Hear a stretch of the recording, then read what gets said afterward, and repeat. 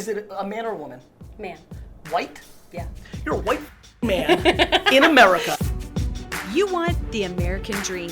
You want the life, the liberty, the happiness. But until you get there, until you achieve your goals and make your dreams come true, you know what you have. You have the journey, the hustle, the climb. I'm Kelsey Humphreys, and this is The Pursuit, where I interview the best of the best in person on their home turf about how they got started, how they got to where they are today, and what you can learn from them about success. Prepare to be inspired, equipped, motivated, encouraged, and have a lot of fun. 5, 4. Kelsey, are you ready? I'm ready. Thank you for joining me for another episode of The Pursuit. This one was crazy. I have been following Gary Vaynerchuk for years, and to get to go to VaynerMedia in New York City and sit down with him for a full 22 minutes, which was all he had, but I was willing to take it, it was an incredible experience. And I have been researching him and following him for years, and I know a lot of you want to know, how did I get Gary Vaynerchuk on my show? And it took over 50 emails, months of correspondence. I sent in a video when he was going to do his 100th episode of Gary Vee. I sent in a video trying to get him to let me interview him at that event, but they couldn't fit me in, but they did notice my email, which started the conversation. And then just following up and engaging with him over the years. When he would ask for feedback, I would give him feedback, his questions of the day, when he would poll his audience. And I just support his work. I've supported what he's doing. I think that he gives so much away to help entrepreneurs and marketers and small business owners. So I worked on this relationship to get this interview for years and then months. And I think anyone can do that if you're willing to put in the time and effort. I think it helps that my show is unique, that I am an in-person show. And also, guys, if there's one thing I can give you for advice on how to get a big name like this on your show, it's to get syndication. For me, I have syndication with success.com and entrepreneur.com. That's over 10 million potential viewers with my monthly distribution. So that's huge. That's how I get these interviews. It was a really energetic office. VaynerMedia was just really like hopping, and you could just feel the energy there. Everyone who I met was really nice. Lots of smiles, just warm greetings. And Gary Vee himself was just so awesome. I mean, you'll see at the end, if you watch to the very end of the episode, he just genuinely cares.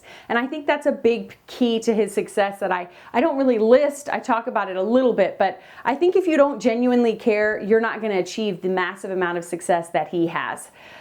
If you like him or don't like him, I think you're going to like this interview. If you've only come in contact with him a little bit, really, I encourage you to dive more into his content, because he's way more than what you see in his keynote speeches or what you see if you only watch one of his viral videos. Obviously, I'm a fan and I loved doing it, and I think you will really enjoy this interview with Gary Vaynerchuk. Gary Vee first started his practicing when he went to work for his father, even though he didn't really want to build the family wine business, Wine Library, which he built from $3 million to a $60 million company in just 5 years. He did this with the help of his daily YouTube show, Wine Library TV, which he launched when YouTube was still in its infancy. After he gained an understanding of how to use social media effectively, he and his brother decided to build VaynerMedia, a social media agency which now employs over 600 people across multiple offices. Along the way, he started investing and now has a very impressive portfolio as the co-founder of Vayner RSE, investing in companies like Facebook, Twitter, and Uber. Thank you so much for making some time for us today. Thanks for having me. I want to kind of just go through your story, your whole kind of life, and pull out some key things, Do your thing. Success along the way. So you started selling and having success in sales as a kid. Like really young, right? Like now, like my daughter's 6 now, she's in first grade. I was already really selling. Wow. And so when I look at her and her classmates, I'm like, man, I was a weird kid. Was that taught, or do you think? No, that was definitely not at all. taught. No. Really? No, my mom is not a salesperson. Okay. By any, she's a genius marketer, but she's not a salesperson. My Right. dad wasn't around. He was working. We were trying to make it in America. No, that was definitely that's ingrained, right? No Okay. question. The same way that my daughter's a performer, like she's just gonna perform in the middle. My daughter's a Broadway show in the 6-year-old like we're walking to Middle Street, she'll just perform. Awesome. In the same way that I would have been that same kid picking up a rock and trying to sell it to somebody as we were walking. So I think that was a DNA game. Okay. And so then in your teens, Yes. with baseball cards, Yes. or late preteen, I guess. Yeah, 12, 13, 14, 15 baseball cards. So were you that kid who like didn't play on the weekends? Like you weren't Right. like you were Right. you were hustling. Right. Yes. And I heard you say in an interview with a mutual friend of ours, Lewis House. Yes. You actually said, which you haven't said this very often, you said you had to give up some things, which I thought was interesting because a lot of people don't talk about that part. What do you feel like you had to give up growing up? Fun. Really? Do you Yeah. regret that? A little. Really? Yeah. Yeah, I think as I start thinking back, like I definitely think I should have hooked up with more chicks. Let's keep it real. I'm keeping it very Yeah. real. But and I'm not joking. I think that especially 18 to 22, I mean, I left college every weekend to go work at Wine Library. Wow. Like literally, like think about college for a second, everybody. Think about Friday after, like morning or afternoon, like where your mindset is, what you're about to do for 2.5 days. I was taking 2 trains to get to the Boston train station to then take a train, and I didn't buy Excella tickets back then, so it was like a long train ride to New Jersey, getting to Woodbridge Station at 8, 9, 10. My dad picking me up and getting home to an hour away, and then sleeping for 6 or 7 hours, and then dad waking me up, and then spending all day Saturday at the store, and then the next morning having breakfast with my mom and my brother and sister, and then driving or taking the train back to Boston. See, I love hearing that part. That's crazy. And honestly, I talk, and you know this, and a lot of you know this, I talk a lot about how that's great, but no question I went 100% on that. Like, I probably could have taken 2 out of every 4 Right. weekends, and that's what always happens. You always are sacrificing in everything. There's always a give and take. You can't have everything. But I don't talk about it a lot because it's not a regret. Okay. It's like I'm trying to, in the same way that I said something in Lewis's interview, like anytime I do this, I'm so thankful that people want me to do this. I will never get too big to think this isn't cool, that people want to hear me, that people want me on, that I can, by being on it, I can help you. Like sending that retweet helps you. You're about to pick up fans. I like that.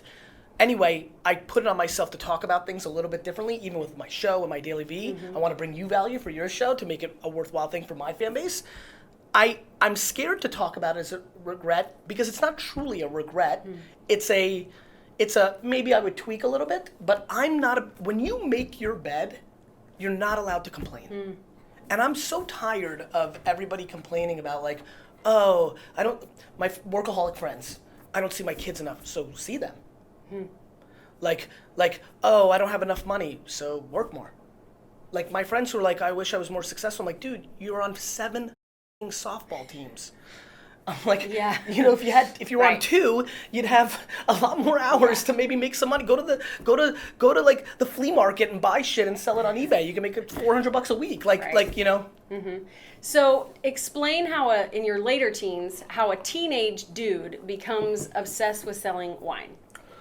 I really I love my family. We had a family business, but I hated beer and liquor. We made no money on it. And I realized people collected wine. And I was collecting sports stuff. And that was literally it. Once I realized, people collect this? Oh wait, this is grown-up baseball cards? And that was it. And I literally stopped reading for all you 36 to 44-year-old dudes that are watching or listening, I stopped reading Beckett Baseball Card Guide, and I started reading the Wine Spectator. And it was the same thing. 90-point scores from the Wine Spectator were the same thing as scoring 63 points in a basketball game. It was a marketplace of data, and I was reverse engineering what I thought would be emerging and selling it, which is what I do today. The reason I'm so loud about Snapchat is There it is, guys. We knew it was coming. It's because it's underpriced. Okay. Meaning, all these personal brands, all these people that want to sell, whatever you want to sell, candles, ebooks, a show for sponsorship, it's underpriced. The attention on it is underpriced. Most people don't realize it's already 20 to 35-year-olds, not just 13-year-olds, and they're really paying attention to your story. So if you win on it, you get a bigger land grab, the way I did on YouTube and Twitter, and now on Snapchat. It's a land grab. Yeah, you're a visionary and you can kind of see ahead, and you've talked about that a lot. For example, with Wine Library, when it was still a family wine business, you convinced your dad to hire a full-time web developer. Yes. Which was crazy at the time. This is pre-mobile devices, pre-Amazon, pre-everything. So is that, how did you become so visionary? Can people learn that? Can we, I want to be like that. How do I do it, Gary? I don't think so. Okay, well, sad for me. And I think the only way you can is if you try to spend all your time understanding consumer behavior. Mm-hmm. So the reason I'm good, you're getting to a really interesting point. The thing that, and I've got things. I'm a good communicator. I work hard. Right. The one thing that does make me different that I know, and I'm comfortable now talking about it, is I just understand what you're going to do before you do it. I know what you're thinking. It's why I'm a good salesman. I'm a good salesman because I know what to say. It's actually quite scary. It's almost like I feel like it's this scary power. It's, by the way, the single reason I feel good about life is I know that if I wanted to manipulate people to do anything, I could. I really know that. Wow. Because it's just I don't know how else to say. It's just probably if you have a good singing voice, or if you're just pretty. And you just own it. I just have it. Right. It's just I know what to do. Mm-hmm. I know what you're feeling. I know what they're feeling. I know what he's feeling. I know it. And of course, sometimes you're not, but I'm really good. And so the reason I don't watch shows like this or shows like mine or listen to anybody else, I don't listen to anybody else. I always laugh when people are like, what do you think about what Seth Godin? I'm like, shit, because Seth's such a great guy. I'm like, right. I don't know. I've never read anything. I've never listened to 5 minutes of any podcast. I've never listened to 1 minute of any podcast that's been put out by anybody. I don't even know what everybody else is talking about. Mm-hmm. I just don't. Because what I do is I spend every minute watching every person on earth do things. Yeah. I'm spending time watching. I'm at a big enough base of attention now that when I'm putting out stuff, I'm watching how my big fan base is reacting to me on Snapchat and making decisions on what I need to do. I love Casey Neistat. He's amazing. I don't know what he's doing on his vlog, so I don't know what to do on this like him, which makes it original. I think one of the reasons I'm original, and I think one of the reasons so many other marketers and personalities watch me is because I'm not regurgitating something else and then it feels fresh. Yep. And the way I do that is by only paying attention to my community and other human beings. When I go to the airport, it's like a petri dish. I just watch people. And I watch what they're doing, and I'm like, ooh, that's how I discovered Snapchat 3 years ago. I'm like, what is this yellow thing that all these 10-year-old kids, they're probably 15, but right. I saw that before it even spiked on the icon. So I'm a anthropologist or whatever they call it. Right. I'm watching humans. Okay, let's jump back to the wine business, because that line in your bio that everybody knows is you took your $3 million family business to $60 million, $70 million. I was talking about my upcoming interview with you to a family friend, and they were like, well, yeah, but he was successful because there was that $3 million family business. Yeah, listen, it's the thing that hurts my feelings the most, that I'll never be able to beat. I'm not mad at your friend for thinking about that. Do I want your friend sitting here and do I want to debate with him that or her that I was making $3,000 a weekend when I was 14, when I was full-time going to school, and and that means I would make $150,000 a year, which, oh, by the way, puts me in the top 3% of earners in America as a 14-year-old selling baseball cards. Listen, Wine Library was doing $3 million a year. It was making 10% gross profit, which means it had no money. I got every kid that starts an internet company right now that raises $1 million has a lot more money than I had building Wine Library. Mm-hmm. So I think, very honestly, anybody who thinks that is a stupid business person. Okay. And that's what I say to it. And that's a tough jab back. It's only because they don't understand business. They don't understand that to have no cash infusion, to do no M&A activity, to raise no money. I think everybody right now that raises, that same friend who's, by the way, friend, I'm sure you're lovely as shit. I know that I say stupid things about things that I don't understand, but any kid right now that raises $1 million, which is, there's a million of them right now, for a business, already started better than I did with the $3 million base. I had no cash. Right. Okay. We were making 10% gross profit. My dad was taking home $150,000 a year, and that's it. So, there was no money. My marketing budget in year one was $4. Right. The $8,000, I had $8,000 in marketing, because I spent $15,000 on a website that was worth $1, so I was already behind the ball. Like building an actual business that does, like, it's just a lack of understanding business. It's just a lack of understanding business. It's the same people that tell you, like, that think what you're building here is easy. Because they're just not watching the 24 hours a day, schlepping your husband around the world, like, right? Like, this is this is work. Yeah, watch my Snapchat. You know, like this is work. So look, and there are 800 million. There's a million people minimally that start at much better places than I do all the time and don't build. So, and listen, I get it though. I judge kids that start with $10 million trust funds, but guess what? If they build it to $5 billion, So yeah, I'm feisty about that reaction, and I'll never listen. You're hitting on a very interesting thing. I talked about this in 4 or 5 interviews out of 100,000. So I used to cry and call my mom at 19 and 20 and say, I don't want to go into the family business because I knew this would come up. I knew how great I was, and I knew it would come up. Yeah. You know what I mean? Like, is Larry Bird any worse because he had Kevin McHale and Robert Pattinson? Like you know, it's like you when you know you're great, you want to prove that it's just you, but in life that doesn't exist. Right. Like, in life that doesn't exist. So I would say that to that friend that you grew up in America, which means you're in the top 0.01% of people that have a chance to build a business in the world. Is it a man or a woman? Man. White? Yeah. You're a white man in America, which means in the world of the 8 billion people, whatever, you started off so much better than everybody. So I don't want to hear that luck shit. Now tell us what you think the keys Did you warn everybody about the cursing? Oh, well, I mean, it's fine. I'll just bleep out the bits. Got it. What do you think were the keys to that success? Long-term view. So I was also a kid that built a business. Let's take a different angle. I built a business from 3 to 25 million very quickly in the first little batch. And I still paid myself, well, my dad and I paid me $47,000 a year. So I'm living, now think about you in your mid-20s, dude, you know? And your friends are making $100,000 a year because they went to Wall Street and all this, and you're making 47, you've built up to a $25 million business in a second, and you have the patience and humility and long-term view to pay yourself 47,000, because if you pay yourself 250, that's 200,000 you can't put into another employee, into another New York Times ad. Right. So I think the 2 core things were talent and patience. Yeah, I love he has a lot of content about patience, and everyone needs to go watch all of it. Because you're not retiring tomorrow. Right. But why are so many people making actions that, anytime you go in for the kill, buy my $50,000 mastermind class, buy my $400 ebook, anytime you go in for the kill on your community, you've stopped the growth. You've changed the relationship. Wow. You're out of the friend zone, and now you're hitting on me. Got it? And so I never do that. You know my spiel. I give away my shit for free. Right. Do you ever feel like you're taken advantage of? No, because I think the universe does right by me, right? Okay. I mean, on an individual basis, absolutely. When I see people who've I've literally, because I watch my community, I know my community better than kind of the tastemakers, you know? When I watch, this really gets me my panties in a bunch.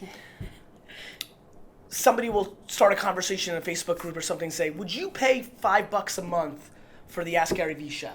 Like, they're always having that conversation, right? Right. And then somebody will write a long Facebook post of no, and no way, what? And it's like literally somebody that I know that I've watched rip off my content and then resell it for $200 an ebook and then say no. I'm like, you are just honestly, I just look at them like, that's just a bad person. Yeah. Or when I go in for a right hook around my books, and I'm like, how many copies are you gonna buy? And somebody writes 0, and because you give your stuff away for free, it's gonna be the same content, and I'm like, I have not been capable of guilting you into $13 when you're buying bullshit from all these marketers for but I know why, because perceived value is real. Let me explain for the people that are growing their marketing skills. Perceived value is skill. It's kind of like mama telling her pretty girl, like, don't give away the milk without buying the cow. If I'm free and I'm giving away really good content for free, and that's what's happening, all of a sudden they've got me in that zone. If I just shut down and go for $5,000 a month behind a paywall, I'll make tens of millions of dollars. But that's just not that's not how I want to make my money. I want to make my money long term, which is I want to be at the height. I want to be the North Star of marketing for every marketer in the world. And as the world goes this way more, and I keep being right, I have a chance. And then you have unlimited leverage. And then you can do 100 different things. We had an interesting viewer question. She wanted to know how you find like-minded people to be around, people who are just as energized and motivated as you, who aren't going to take advantage of you or suck the life out of you, or chance. You know, I make a good gut call, and then sometimes it works out and sometimes it doesn't. Chance. Tell us about a big fat fail that you've had in the last year.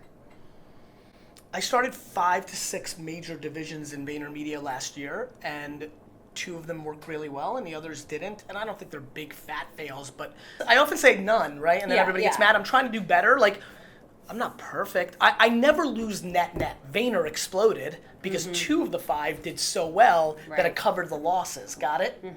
I'm an entrepreneur. I take risks every day. I'm making mistakes every day. And then I also think a lot of the things that I do that are hidden might be fails. For example, all that time I put into the Ask Gary Vee show and now Daily Vee, if I put that into something else, could I, you know, and so what people don't understand is fails are oftentimes the things you haven't done, not what you've done and failed in. And so it's like when you live the life that I live, and hopefully you'll continue to live and other people live, like I'm crippled by opportunity. I get offered 40 television shows a month. Is one of my fails passing on the next Shark Tank that would have made me the most famous person in America? That will happen. I will pass on, this hasn't happened yet, but I think about it all the time. I'm gonna pass on something. Yeah. Like, no question, if at the time I passed on Shark Tank, that would have been a mistake. So, you know, I'm waiting for those things. You know, I didn't invest in Uber's angel round twice. I lost $200 million because of that. That's a fail. Yeah. So tell us, what's your advice for someone who's just coming off of a big failure? If you want to fancy yourself as a true entrepreneur, businesswoman, you know, businessman, that's just part of the score. Like if you're too down because of fail, the truth is you may want to latch on to somebody else and be a number 2 or a number 3 or a number 4 because your makeup and your demeanor might be more suitable for that. Because when you're a number 1, you don't even let them register. You just know it's part of the game. Always wins. We only have a few minutes, so I want to do something. Go ahead. Look at your list. Fast. Figure out what you want. Yes. And I'm enjoying this so much. I'll even stay an extra couple minutes. Awesome. So we'll try to bang some more stuff out. Okay. Good viewer question from Kyle. How do you feel about people saying they're the next Gary Vee or the Gary Vee of such and such? Flattered out of my mind. Really? Yeah. I mean, like, sure, I'm competitive. Like, yeah, right, kid. But I'm absolutely. That's like 3% of it. 97%. Like, oh my God, I've done so well. I've inspired people. I've created something that people respect enough that they want to say they're the, you know. The one thing that kind of tweaks me a little bit sometimes is normally it also means that person's very hyper, and, you know. And so, but I get it. I mean, I know how I roll. So. Okay, tell us why you're pumped about your new book. Because it's the closest thing to Crush It is the most impactful book I ever wrote, and this is Crush It 2.0. This is my current state of the union on how to get out of what you're doing now and be successful, or it's actually more written for somebody even like you, which is you're in it and this is how you're gonna get better. So unlike Crush It, which is really like rah, rah, rah, and hey, look at this internet thing's coming, YouTube, Facebook, Twitter, you can win. This one's that, but also, hey, you've got a little something going? Here's how I twice have taken something from a small base from 2-3 million to 50, 67. I mean, it's $100 million. VaynerMedia is a $100 million company this year from 3 million 5 years ago. A lot of that is in there and in detail. And for someone who's just starting out at the very beginning of their business, maybe they just quit their job, they got a big contract, they're on their own, but they don't have any employees or anything yet. What's your number one piece of advice for them? Work. You know, actually, I was going to ask you because on Snapchat this morning you were like, do the work. Yes. That's the answer. And you were like, I could tell you were like so ticked. I'm just so ticked. I got 47 snaps in a row that were like, Gary, how do I work? Work, you know, like it's always the answer, meaning there's only 2 things, working smart and working hard. Smart being the strategy, the product you came up with, the idea, and then everybody's got ideas. A billion ideas are going to be thought through by people today that could be $100 million businesses in 6 years, but like 4 are going to execute on them. I come from the wine world. The best wines in the world, in my opinion, are blends. They're 67% Cab, 30% Merlot, 4% Cab Franc. These words matter so much. Work. Like just the volume, like the hours, 12, 16, 19. So work, patience. It just does. Patience. If you know you're doing it for the rest of your life, you're not going to do quick, cheap moves. If you think you're marrying the girl or the guy, you're going to act differently around them than if you think you're hooking up with them one time in Palm Springs and you'll never see them again. You're just going to act different. I marry my business. Too many of you want to hook up in Vegas and it stays there in your actions. So work, patience, and the biggest one of all, I'm going to leapfrog, self-awareness. You have to know who you are. And I don't know if that's teachable. So I got very lucky. I would tell you that is the gene that I have that has made me me. I just know who I am. I've always known who I was. And I only play to my strengths. I do not put myself in a position to fail. Including things like I won't do a TV show that wants me to read the Chiron because I'm a bad reader and I'll come off terrible. Whereas here, as doing this interview, I'm the best at this, right? Like I'm super good at this, right? So my talks are good because I only talk about shit I know. Like, I don't try to fake the funk and be like, I'm a Periscope I'm a Slack. That's a good one. Slack, I'm very obsessed with it, but I'm not a Slack expert. Right. Like, I'm not going to talk about that, but some people see Snapchat and Periscope and other things, and they want to be an expert right away because they know there's fast cash and this and that, and then they get exposed, and I'm like, guys, the creme de la creme, and I'm going to put myself right in it because I'm in it, I'm judging you, and so is the establishment, meaning like the customers, the biggest brands in the world, when you're saying wrong stuff, you've been eliminated. Yeah. So you can make some quick dimes, but you've lost out on long-term dollars. Got it? Yeah, that's good. So keep your mouth shut if you don't know what you're talking about, and if you don't, put in the work to figure it out. I'm spending every minute on Snapchat to learn, to reinforce my message. Yeah, and tell us where Gary Vee is in 5 years. No clue. But where I will be, and I really don't, but what I know I'll be doing is a lot of the same, which is I'll be marketing and running businesses as if it was 2021, while the rest of the market's going to be marketing like it's today. Yeah. That I know. That's what I do. That's what I do well. I'll be running my business and doing marketing things as the day we live in. And that's something I think I'm good at. Here are my keys to success from my interview with Gary Vee. We are in a time when there is a lot of talk about entrepreneurship, but Gary Vaynerchuk is a true practitioner.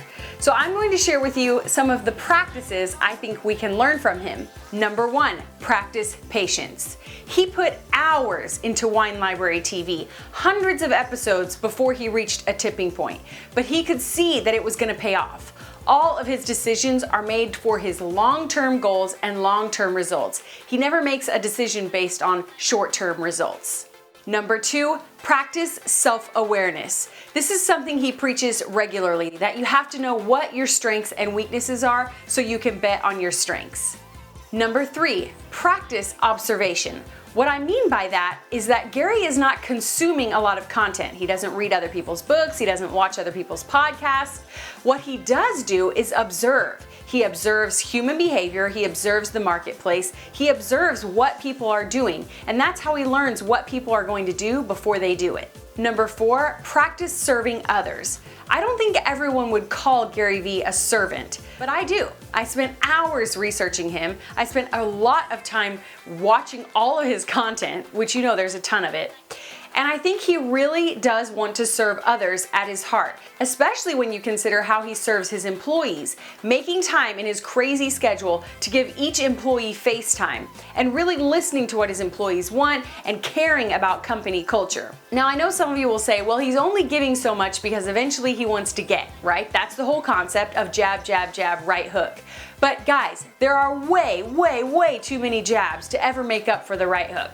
I mean, he's giving so much content away for free that it more than makes up for when he goes in and asks his viewers to buy his book. So I believe really he wants to serve others. Really he wants to help marketers get it. He wants to help entrepreneurs succeed. So practice serving others. And number 5, practice, period. And by that, I mean put in the work. This man is working 18-hour days, but he's not telling you to work 18-hour days. I think what we can learn from him, probably my number one lesson from all of my research and my interview with him, is that our actions have to be as big as our dreams. Your hustle needs to be as big as your goal. Now, his goal is to buy the New York Jets, a $2.6 billion organization. Obviously, he has to put in tons of hours to make that dream a reality. But no matter what, if you come back to it, he says there are millions of ideas, but the people who are going to get ahead are actually going to put those ideas to work. The answer, he says, is work.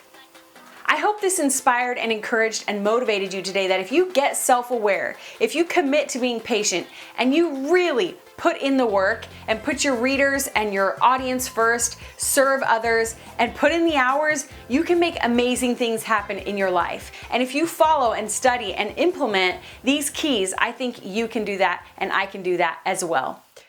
All right, this is our fast facts round. What is the wallpaper on your phone? The wallpaper image on your phone? My 2 kids sitting at a pool with their backs to me, it's which very is interesting. Cute, right? Okay, what's the last thing you Googled? How tall Ryan Fitzpatrick of the New York Jets was. Awesome. Okay, Scrabble or charades? Neither. Chocolate or vanilla? Weirdly vanilla in shakes, but chocolate in hard form. Very specific. One word that you're guilty of saying too often. Cadence. Really? Yeah, I can't stop. But it'll be gone soon. So I get on funny. 2 or 3 words for like 7 months and then they disappear. Uncanny was 2014. Who's the last person that called or texted you? I know the last person I did that with was my mom. The last person that did it to me was the call that I missed at when did I call him? The call that I missed at 11 called me back at 1. Joe from Boston, good friend. What up, Joe? And last awkward situation you were in? Boy, that's good. So I tend to be in a lot of them. Really? Yeah, because Is that because everyone thinks they know you? I feel like that would get annoying. I love that too. That goes back to the Gary Vee thing. I know I gotta go. I say awkward thing. Back to the way you even started this show. Yeah. To my clients, I tell them the thing they don't want to hear. And not because I'm doing it on purpose. It's not my shtick. I'm telling you right now, one of the things that I worry about is when people try to be like me, they think like doing that is gonna, right? It has to come from an honest place. So I'm in a lot of awkward business. In real life, I'm actually weirdly the other way.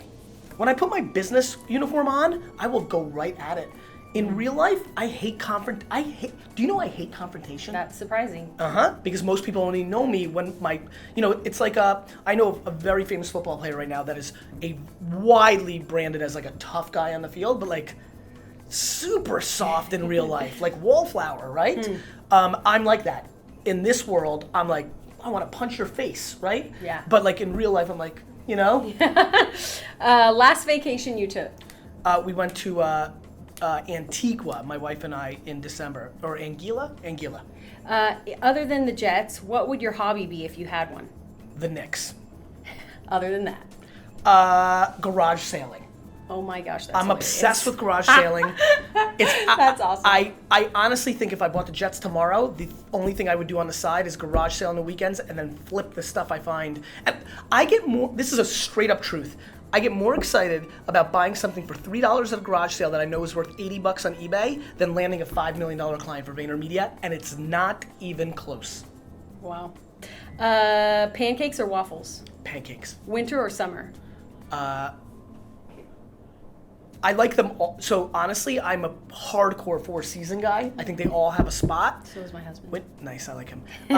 Winter or summer? But to answer the question, I would say summer. Early bird or night owl? Night owl. Favorite snack? English peas. Oh, I knew that Love from them. the dad episode. Yeah. Favorite cereal? A tie between Grape Nuts and Captain Crunch. What is your jam right now? So different, right? That is. My jam right now, I'm not on a song right now. Song, right? Yeah, artist. I'm not really on one right now, believe it or not. I go through pockets where I don't have anything. I guess the closest thing I've got to that is, I got something for you, hold on. The closest thing is probably Same Old Love by Selena Gomez. I like that song. Well, thank you so much again you. for letting us come in today. And we are giving away 10 autographed copies of Gary's new book. What should they do to enter to win? Well, they should do something nice for you. Is what I'm going to throw a right hook for you. So I think that they should write. I'm going to challenge them. They should write a Medium piece, because Medium's a very important platform. We invest. Just full disclosure, I invested, but I don't talk about a lot of things that I invest in. This one's winning. Have you been playing there yet? Not yet. Not yet. Right? Which is what I know. Most people aren't. It's very good. It's a really easy way to get discovered. You should be transcribing your interviews into some short form version of Medium and posting them, because one of them could go viral, because you can go viral on Medium and you could build your show. So write a Medium piece, a 3-minute, 4-minute read on what you've learned from this gal. Awesome. I love it. Okay, and where should they find you right now? You want to send them all to your Snapchat? I mean, obviously GaryVaynerchuk.com. You're the best. Do whatever you want. Overlay. Okay. I don't know. Facebook.com/Gary's the easiest thing to remember, because I'm distributing everything through there, so they'll find me. I'm Kelsey Humphreys. This is Gary Vaynerchuk, and this has been The Pursuit.